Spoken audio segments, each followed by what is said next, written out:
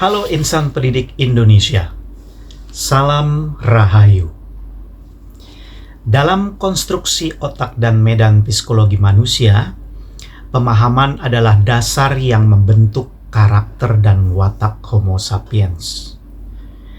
Banyak teori mendukung pemikiran tersebut. Sebut saja John Piaget, David H. Berlow, Jerome Bruner, Arno F. Wittig, Robert M. Gagne, versus Frederick Skinner, Edward C. Tolman, Clark Hull, Ethus, Anderson, dan sebagainya.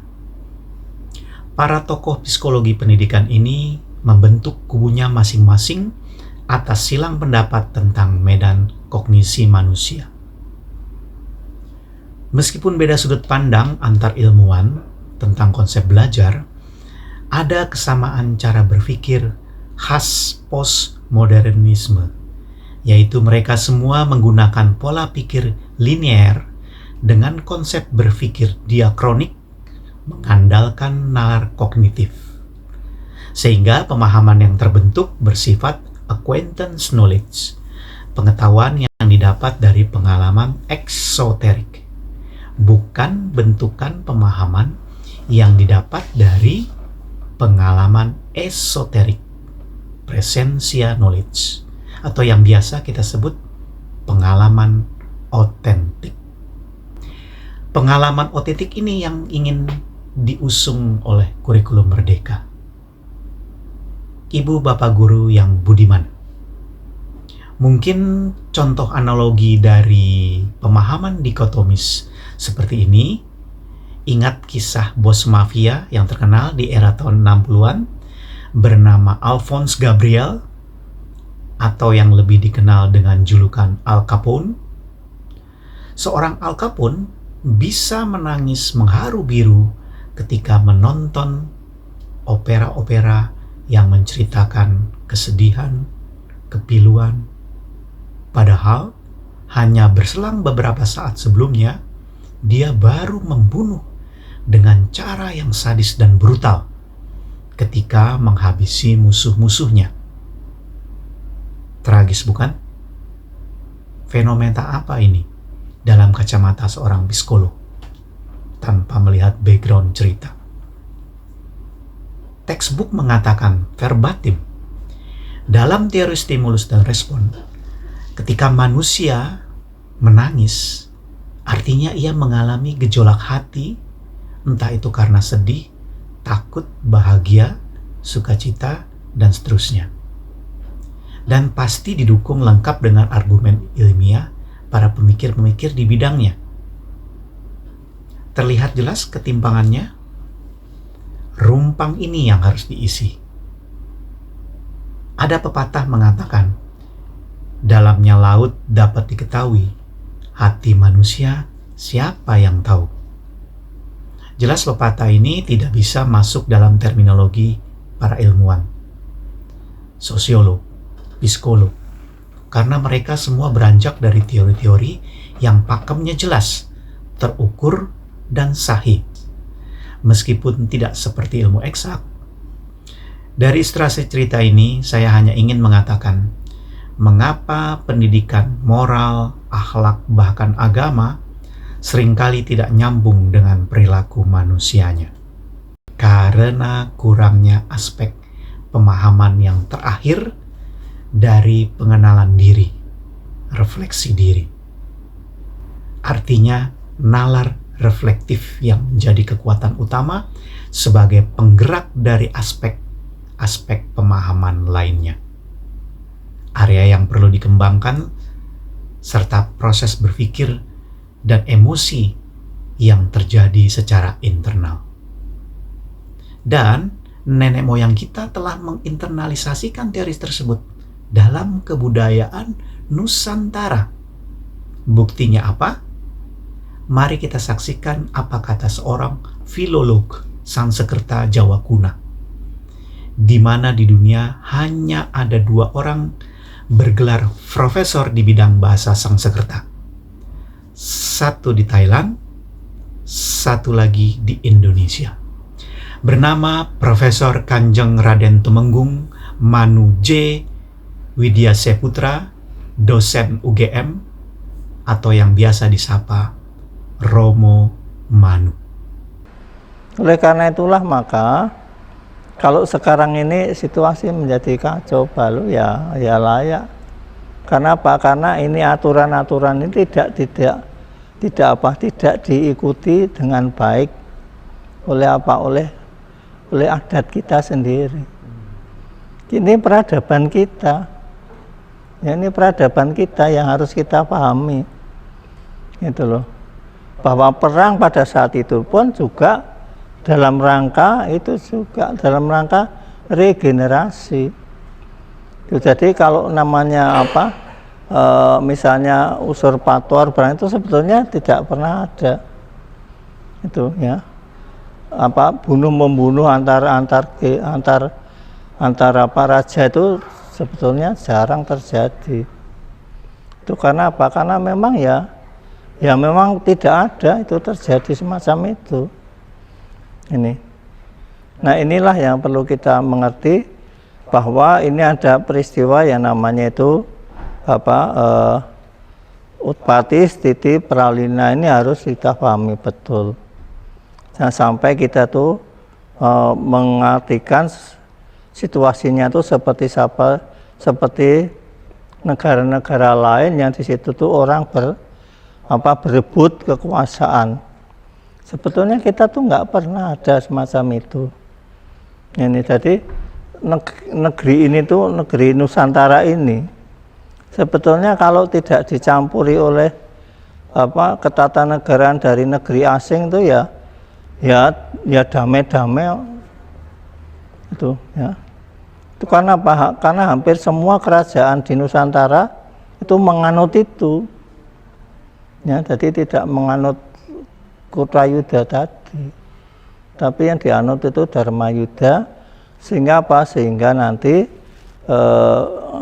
namanya pergantian atau regenerasi itu juga akan berlangsung dengan dengan dharma juga gitu loh. Tidak dengan kasar begitu tuh, tidak. Nah, ini yang kadang-kadang itu yang orang mengira ini sesuatu yang sadis itu ya. Padahal sebetulnya itu tuh sudah keduanya itu sudah bersepakat. Nanti saya akan menjadi ini, kamu menjadi ini. Nah, maka di situ tidak pernah ada bekasnya sama sekali. Kenapa? Karena ketika umpamanya saya sudah diambil darah saya, itu kemudian saya sudah dihancurkan tubuh saya semacam itu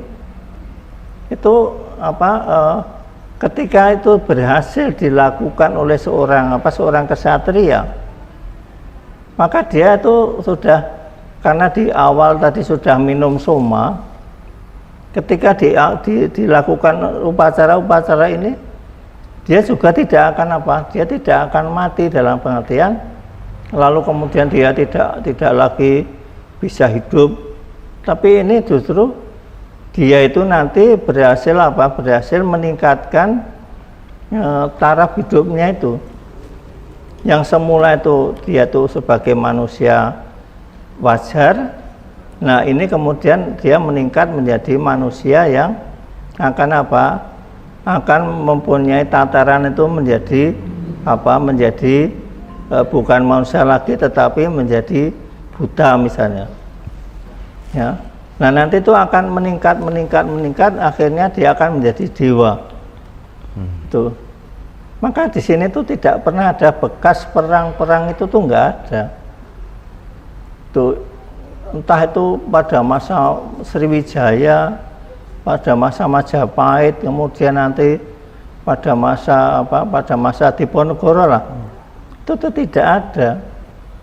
Karena itu tadi, karena perang ini untuk untuk meningkatkan statusnya ini sebagai sebagai manusia, harkatnya sebagai manusia. Kalau sudah menjadi nanti pada tataran Buddha, nanti akan naik menjadi tataran yang namanya pitara. Kemudian nanti akan naik lagi menjadi tataran resi. Kemudian akan naik lagi menjadi tataran yang tertinggi, yaitu tataran dewa. Itu, jadi dulu orang perang itu untuk tujuannya untuk itu, ya, bukan untuk bunuh-membunuh itu. Filologi sudah menjadi apa?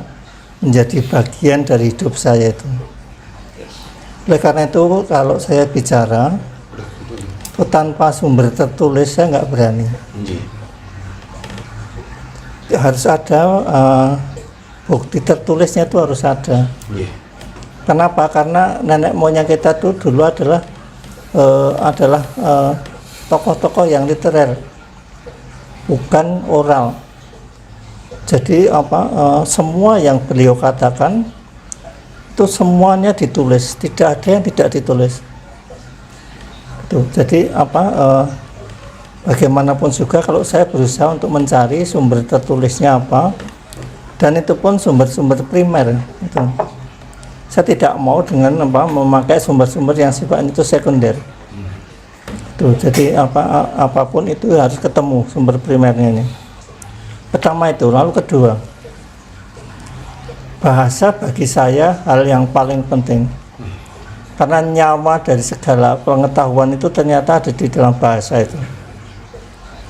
Tanpa bahasa kita nggak bisa mengurai tentang tentang teknologi, tentang komputer lah sekarang ini, tentang IT. Kalau tidak ada bahasa, ya tidak bisa kita menerangkan ke orang lain. Ya, semuanya itu memakai bahasa. Oleh karena itu bagi saya bahasa itu menjadi penting. Ketika kita menemukan sumber primer, bahasa ini menjadi penting sekali. Dan saya selalu akan mulai dengan dengan sistem yang diajarkan oleh para Brahmana dulu, yaitu dengan apa yang disebut nirukta. Nirukta itu kalau ilmu sekarang itu namanya etimologi. Karena apa? Karena kita harus tahu dulu akarnya itu apa. Nanti baru kita akan bisa mengembangkan lebih lanjut itu karena akar itu. Ibu Bapak Guru yang budiman, dari tayangan tersebut kita bisa melihat bagaimana kata perang sudah mengalami pergeseran yang terlalu jauh sampai mengakibatkan pada kematian. Semula perang berarti Dharma Yuddha, perang batin, peningkatan hidup spiritualitas manusia, sampai merosot menjadi Kuta Yuddha, perang fisik. Saya khawatir kata belajar, pendidikan, guru bahkan siswa juga mengalami peyoratif seperti kata perang. Buktinya, istilah kasta dalam ajaran agama Hindu semula untuk menggolongkan kehidupan spiritualitas seseorang. Dengan perkembangan waktu dari abad ke abad, akhirnya merosot, di mana kasta digunakan untuk mengelompokkan manusia secara fisik, pembeda status sosial. Ibu Bapak Guru Nusantara yang budiman. Lalu pertanyaan selanjutnya yang relevan dan penting, bagaimana cara menerapkan nalar reflektif dalam strategi pembelajaran kita? Saksikan tayangan berikutnya. Salam Rahayu. Ada suatu kisah yang lama, satu kejadian tak mudah terlupakan. bahaya banjir datang menimpa. Bahaya banjir di saat itu, hujannya abu, lahar dan batu. Meletus gunung di samudra. Aduh sayang, Gunung Krakatau, Gunung Krakatau jadi bencana. Ramat karam kampung ketapang, ramat karam cuma sehari dan semalam.